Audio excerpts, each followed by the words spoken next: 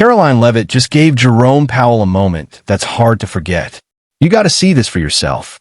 But unfortunately, we have interest rates that are still too high. So the president sent this note to the Fed chair. Today, the president slid a note over to the Fed chair, adding to the Trump team's push for lower interest rates. Karoline came prepared with receipts, but a day later Powell pushed back, pointing straight at tariffs.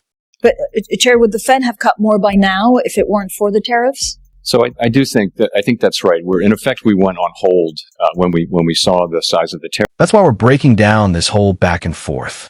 No cheerleading for any side, just straight talk and a little common sense.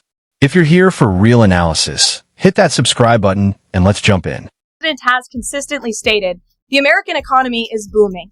And there were so many economic analysts who said that this president's policies would drive our economy down, when in fact we have seen the opposite. We've seen a massive deregulation campaign take place.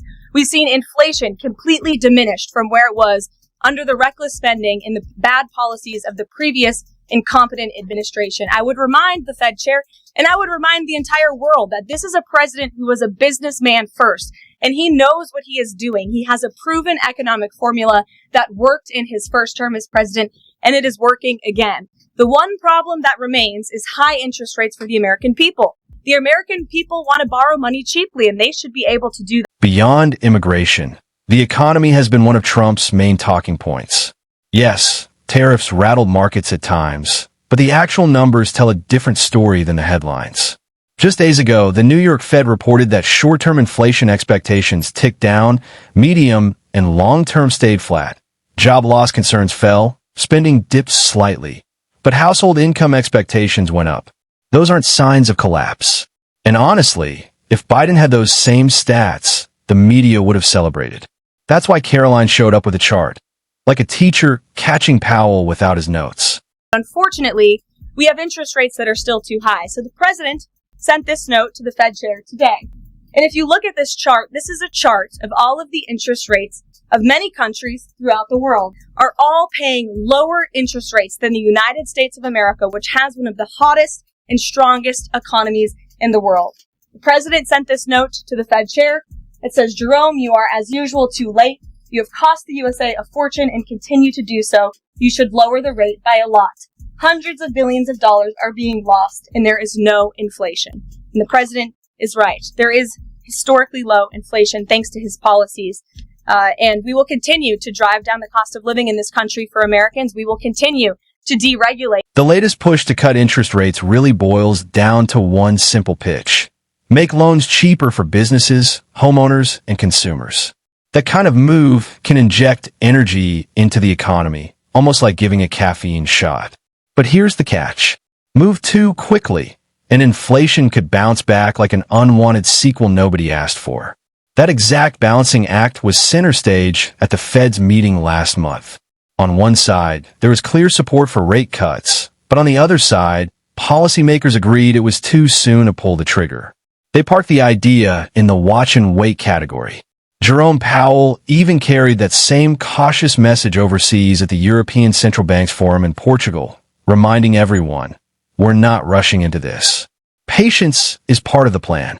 The U.S. economy is in a pretty good position. Inflation has come down close to 2%. We're at 2.3 headline, 2.7 core. Chair, would the Fed have cut more by now if it weren't for the tariffs? So I think that's right. In effect, we went on hold when we saw the size of the tariffs, and essentially all inflation forecasts for the United States went up materially as a consequence of the tariffs. So we didn't overreact. In fact, we didn't react at all. We're simply taking some time. As long as the U.S. economy is in solid shape, we think the prudent thing to do is to wait and learn more and see what those effects might be. And again, they haven't really shown up. So for now, we're waiting. And on the surface, that sounds fair. But here's the twist.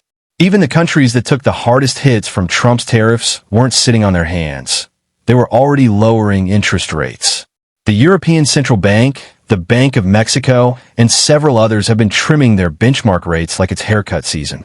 CNN and others even reported on it. Meanwhile, the U.S. is still sitting in the waiting room. So while other economies are loosening up to stay competitive and avoid slowdowns, the Fed is tapping its foot. That raises a serious question. Is this genuine caution, or is it political theater dressed up with better lighting? That's exactly the point Karoline jumped in on, pressing Powell with her own challenge. You outlined Jerome Powell and the note that the president just sent to him. There are many who believe that Powell has been politicized in a lot of different ways. The president has not been shy about acting on things that he believes in. Why not just fire Jerome Powell and put in somebody that is going to lower rates? Why wait? Well, it's a good question, and one you can ask the president, because that's a decision for him to make. But you're right to point out the politicization of the Fed, and it's very unfortunate for our country. But Jerome Powell cut rates numerous times ahead of the election when Joe Biden was in this Oval Office, but now he refuses to, and the economy is in a much better place. So there really isn't a good explanation for that, and the president is rightfully calling attention to it. Here's where things really heat up. The Fed is supposed to be the independent referee of the U.S. economy. Its job is to focus on stability, not politics. But when Powell made those comments about tariffs, some people saw it as crossing the line. And this isn't the first time critics have raised eyebrows. Back in 2020, the Fed actually rewrote its mission statement. Instead of putting inflation control first, it expanded the focus to include jobs and inclusive goals. Powell himself admitted that racial unemployment gaps played a role in that decision. Now, to some, that sounded like the Fed was moving beyond monetary policy and into activism. Should monetary policy be about managing inflation and jobs for everyone, or about signaling values? That debate hasn't gone away. And of course, Trump hasn't exactly kept quiet. He stepped up his criticism of Powell, going so far as to say he should resign. Jerome Powell, who you've been pressuring to lower interest rates, he's facing accusations of lying to Congress, which is a potential crime about the opulent. That he should resign immediately. We should get somebody in there that's going to lower interest rates. Do you want congressional Why don't you call Republicans for his resignation? Do you want congressional Republicans to investigate? It's okay with me. I think he's terrible. I think, look, we're paying, I call him too late. T-O-O, too late. Like Too Tall Jones for the Dallas Cowboys, right? Too late. He's always late. But he wasn't late with Biden before the election. He was cutting him like crazy. It didn't help too much, did it? But he was cutting him like crazy before the election with Kamala. This isn't the first time Powell has faced pressure.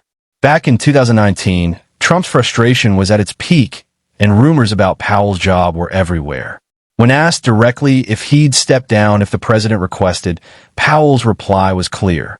Some of the president-elect's advisors have suggested that you should resign. If he asked you to leave, would you go? No. Can you follow up on, do you think that legally you're not required to leave? No. These remarks stand out for two big reasons. First, they sound less like casual commentary and more like pressure on independent policymakers to line up with the president's agenda, even if they don't fully agree. Second, the Supreme Court already ruled back in May that the president can't simply remove Powell at will. That's why some analysts believe the administration may be testing new strategies, either looking for a legal workaround or steadily raising the pressure until Powell decides to step aside. So what do you think? Is this a high-stakes chess match over the economy, or just political theater with extra drama?